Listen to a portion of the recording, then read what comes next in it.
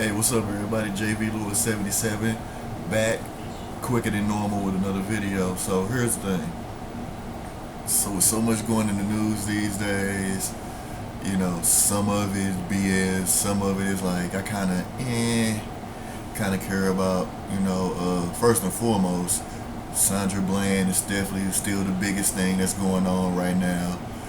That got a lot of my focus. And of course, you recently had the Lafayette shooting, which is, of course is from another Tea Party, Nazi, racist piece of shit, I guess trying to follow in Dylan Roof's footsteps or whatever, you know. Anyway, and the one thing I don't get, man, is like, if you want to take your own life, take your own life. Don't put other people in jeopardy because you ain't shit, because your life ain't worth a damn. Take your own life and don't harm no innocent people. This is simple as that. Sandra Bland, recycle, rinse, repeat, the same old bullshit,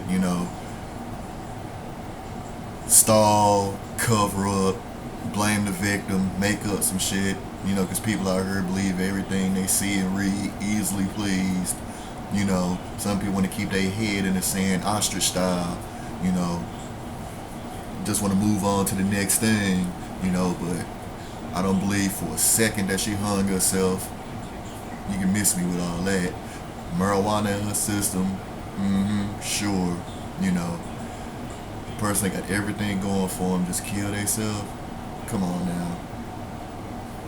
Makes no sense. They murdered her. I will always believe it. Making simple.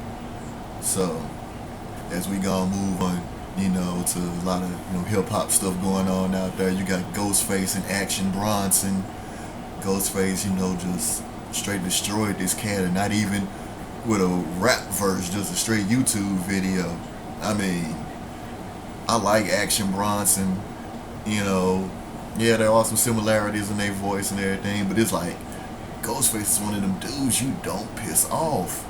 I mean, and Action Bronson, even if people say you sound like him, you may not try to be like Ghost, but still, you know what I mean? Don't diss the God, man. You can't do that. You cannot do that. And what's the chick name? Azealia Banks. I barely know who she is. She always running her mouth. I don't even care what she think. It's like, move on.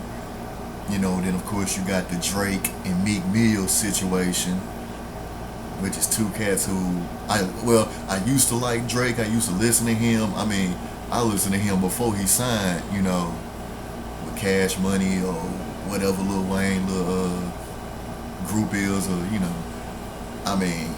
my boy put me up on Drake probably like a year before he came out, and he had that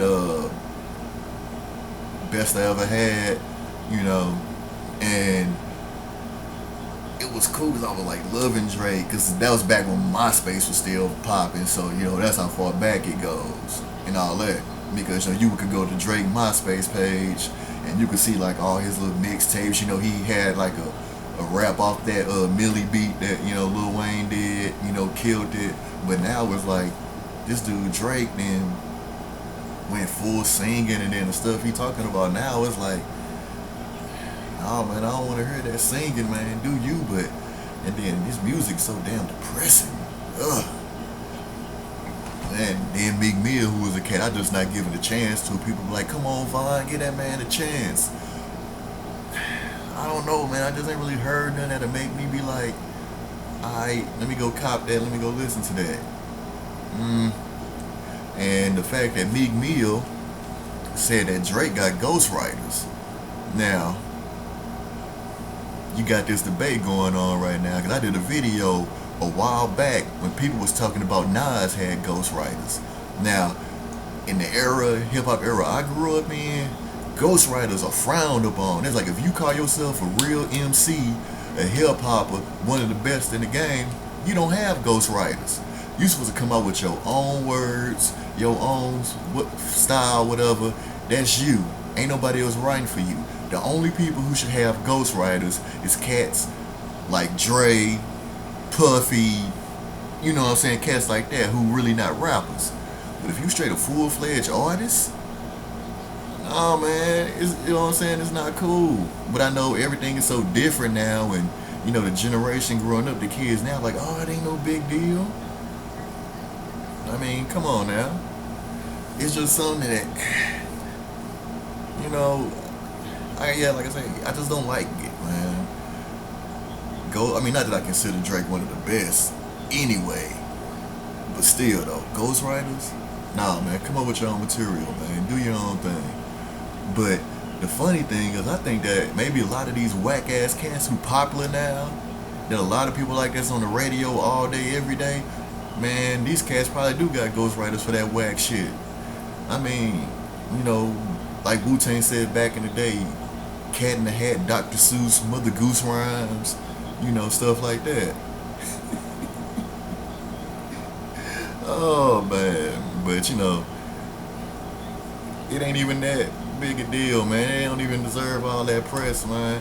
Cause I put on Facebook or whatever and Twitter like, man, the Thugnificent versus Granddad rap battle, rap beef from the Boondocks is better than this shit. I mean, there hasn't been a whack. I mean, mainstream rap beefs are so whack because the artists are weak. You know, I mean, if Ghostface and Action Bronson, if they battle, you know what I'm saying, they little beef, if it goes to the music, it's gonna be off the chain. I mean, yeah, I hope it goes there, you know, if it's not over with. You know what I mean? But these cats now, these popular cats, like, nah, man. It's like you gotta come like how Kendrick Lamar did, you know, on Control. You gotta come like that. You gotta be like on some LL Cannabis stuff back in the day. You know, you gotta be straight hardcore, let the rhymes do the talking. That's it. Good rhymes. Don't forget that. They gotta be good. So, and I just had to talk about that stuff, man. You know, oh, last and not least, the new big thing, Hulk Hogan.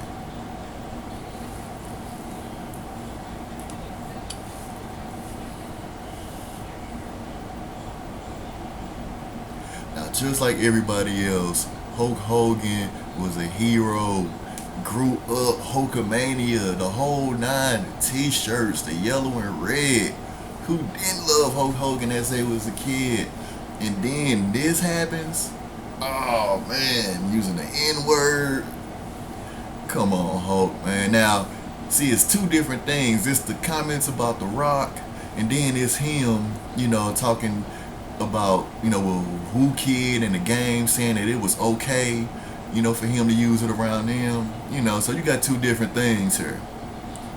And then that brings me to something that's talked about in the black community, as far as you got a lot of black people who let their white friends use the N-word around them. You know, teachers on that you do that. But obviously, that's got to be some discretion, because y'all may be cool with it in y'all circle, but if y'all out and about and your white friend out here, you know what I'm saying the N-word, then some other black people around gonna be like, what you say? You know, it's gonna be crazy. It's gonna be a bad situation. You know, because you got black people who cool with it.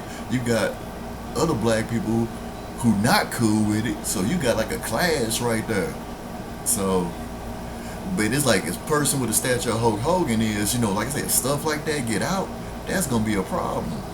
And the fact that WWE just straight Chris Benoit this man that fast, and it's funny because it's no secret, you know, WWE has been accused of racism.